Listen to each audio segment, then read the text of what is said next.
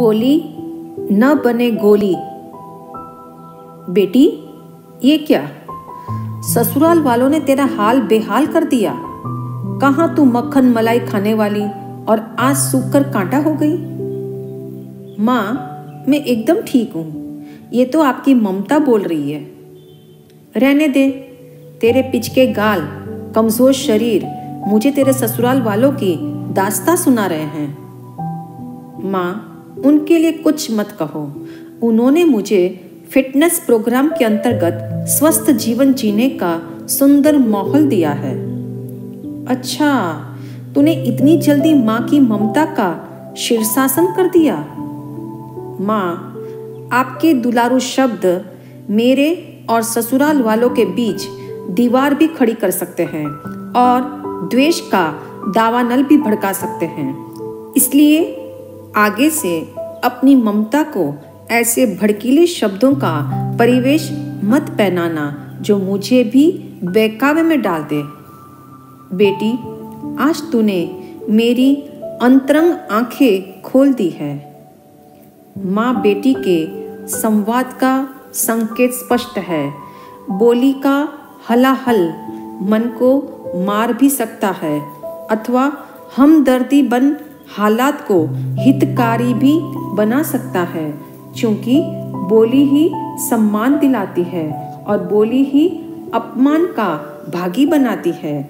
ध्यान दे, कोई बोली बोलता है तो कोई बोली मारता है, कोई वचन फेंकता है तो कोई वचन का फायदा उठा लेता है, कोई शब्द को शिष्य बना लेता है तो कोई शब्दों का शुल्क चुकाने में जिंदगी बिता देता है।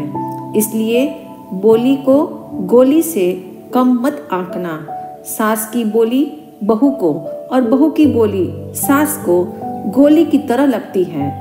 कभी कभी ये बोली माँ बेटी के बीच वहम खड़ा कर देती है तो कभी बाप और बेटे के रिश्तों को इतना बेरहम बना देती है कि वे होली दिवाली पर भी नहीं मिलते। बोली ही सगे संबंधियों के संग बराबरी कराती है और बड़े बड़े बवंडर खड़े कर देती है। गोली के घाव से तो रक्त रिसता है, किंतु बोली का घाव अंदर ही अंदर उफनता है। वह इतना अप्रकट है कि उसका निदान भी जल्दी से नहीं होता, क्योंकि वह भावनाओं की अनेक परतों में छिपा रहता है। गोली लगने पर क्या होता है यह तो जग जाहिर है। गोली तो त्वचा की सिर्फ 7 परतें ही बिंदती है, लेकिन बोली की क्षमता मन की अनंत परतों को छेदन भेदन करने की क्षमता रखती है। इतना ही नहीं, वह आत्मा को भी प्रभावित करती है, तभी तो उसका घाव जन्म जन्म तक असर दिखाता है।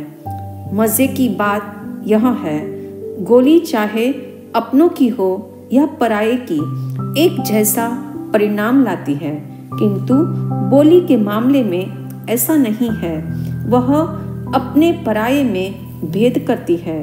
जग जाहिर बात है, पराये की अपेक्षा अपनों की बोली अधिक घाव करती है।